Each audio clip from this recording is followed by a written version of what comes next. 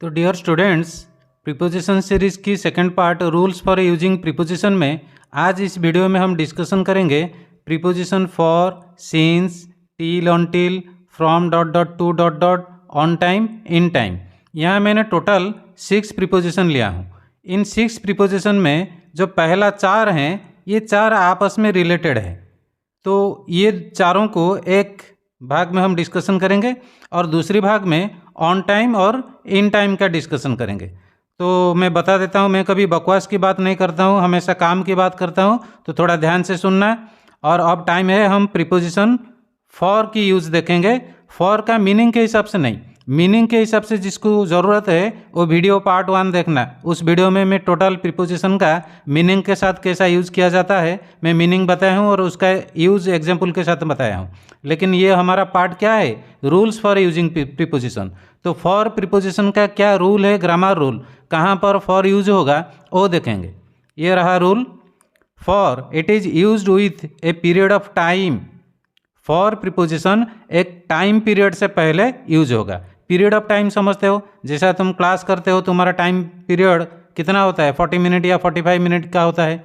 ठीक इसी तरह कोई भी टाइम को हम पीरियड बता सकते हैं। वो 1 घंटा हो सकता है, 1 दिन हो सकता है, 1 महीना हो सकता है, 1 ईयर हो सकता है, 10 ईयर हो सकता है, 100 ईयर भी हो सकता है। उसको पीरियड ऑफ टाइम कहते हैं। तो पीरियड ऑफ टाइम से पहले प्रीपोजिशन फॉर की यूज़ करना। तो एग्जाम्पल देख लेंगे तो अच्छे से समझ जाएंगे। Example 1, he has lived year dash 1 year. यहाँ 1 ईयर क्या है, ये एक टाइम पीरियड है, पीरियड ऑफ टाइम। तो यहाँ प्रीपोजिशन फॉर को यूज़ करना। Example 2, they had been driving 2 hours. यहाँ 2 आवर्स क्या है, ये एक पीरियड ऑफ टाइम है, तो इससे पहले प्रीपोजिशन फॉर को यूज़ करना है यहाँ। तो आंसर क्या बना, he has lived here for 1 year. और सेकंड में क्या आंसर बना, they have been driving for 2 hours. तो अब टाइम है हम सेकंड प्रीपोजिशन सिंस के ऊपर चलते हैं। सिंस क्या बता रहा है grammar rule, it is used with a point of time in the past from which some action began and continues till the time of speaking. Preposition since को एक टाइम पॉइंट के पहले हम यूज करेंगे जो टाइम पॉइंट पास्ट का हो और उस टाइम पॉइंट से एक काम शुरू हुआ है और वो अभी भी कंटिन्यू कर रहा है। तो एग्जाम्पल देखेंगे तो अच्छे से समझ जाएंगे। It has been raining since 6 o'clock। बारिश हो रहा है 6 बजे से। तो ये जो 6 बजे ये एक स्टार्ट टाइम है पास्ट का, और ये 6 बजे से बारिश शुरू हो गया और वो अभी भी चल रहा है, continues till the time of speaking. और ये बिगन हुआ था, ये एक्शन बिगन हुआ था इन द पास्ट, और यहाँ स्टार्ट टाइम हो गया 6 o'clock। तो 6 o'clock से पहले सिंस। सेकेंड एग्जाम्पल देख लेंगे तो अच्छे से समझ जाएंगे। I have been living here since 2000। मैं यहाँ रह रहा हूँ 2000 मसीहा से।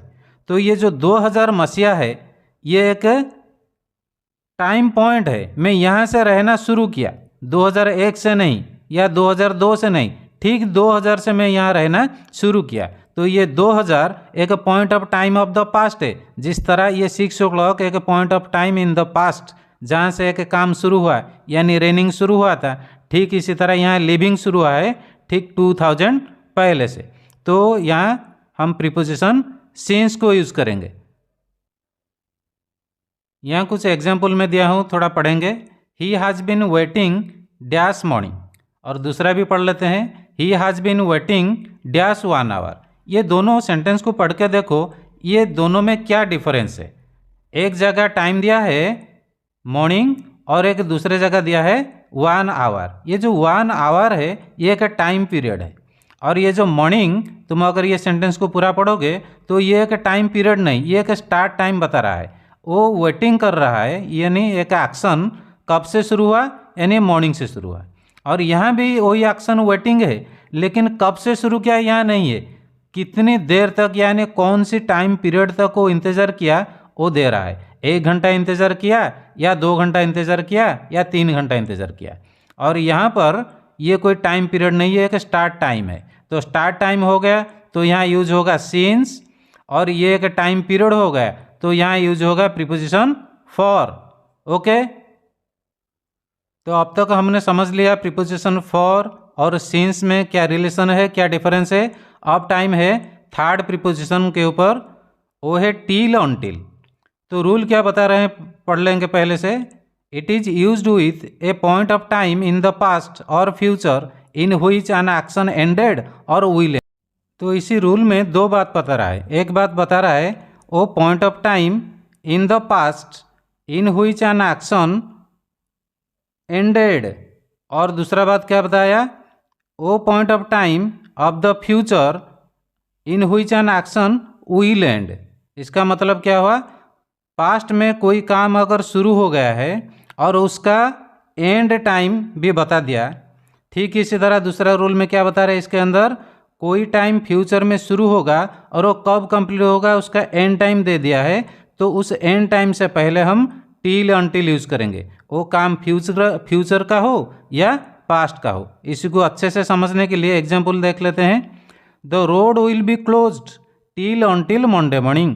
यहाँ लिखा है विल बी क्लोज्ड, यानी ये फ्यूचर टाइम, ये जो काम है रोड बंद होना, ये फ्यूचर में बंद रहेगा। कब तक, फ्यूचर का एंड टाइम क्या है, मंडे मॉर्निंग, यानी मंडे मॉर्निंग तक वो रोड बंद रहेगा।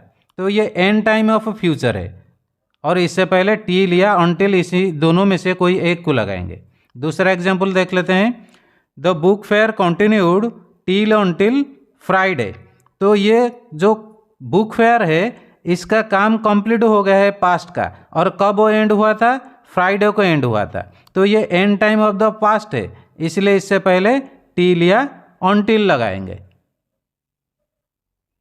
अब हम प्रीपोजिशन टिल अनटिल का यूज समझ लिए। अब देखेंगे ये टिल अनटिल का इससे पहले वाली प्रीपोजिशन सिंस के साथ क्या लिंक है, क्या डिफरेंस है। यहाँ दो एग्जाम्पल दिया हूँ, देख लो। Sudhir has been speaking dash 10 o'clock, और दूसरा वाला लिखा है सुधीर स्पोक डैश 12 o'clock। पहला वाला में बता रहा है कि सुधीर स्पीक करते आ रहा है, बात करते आ रहा है, कब से, 10 o'clock से। तो ये एक स्टार्ट टाइम है, कब का, पास्ट का, तो यहाँ यूज होगा सिंस। और यहाँ क्या बताया, सुधीर स्पोक डैश 12 o'clock, यानी 12 o'clock तक वो बात किया।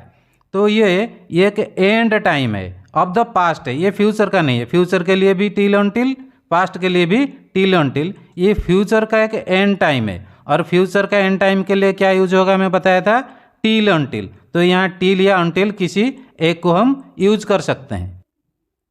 अब देखेंगे नेक्स्ट प्रीपोजिशन, यानी 4 नंबर प्रीपोजिशन। 4 नंबर प्रीपोजिशन क्या था, from dot dot to dot dot. Rule क्या बता रहा है, it is used with both start time and and time of an action. तो इससे पहले हम क्या सीखे थे, स्टार्ट टाइम के लिए अलग प्रीपोजिशन यानी सिंस, एंड टाइम के लिए टिल या अनटिल।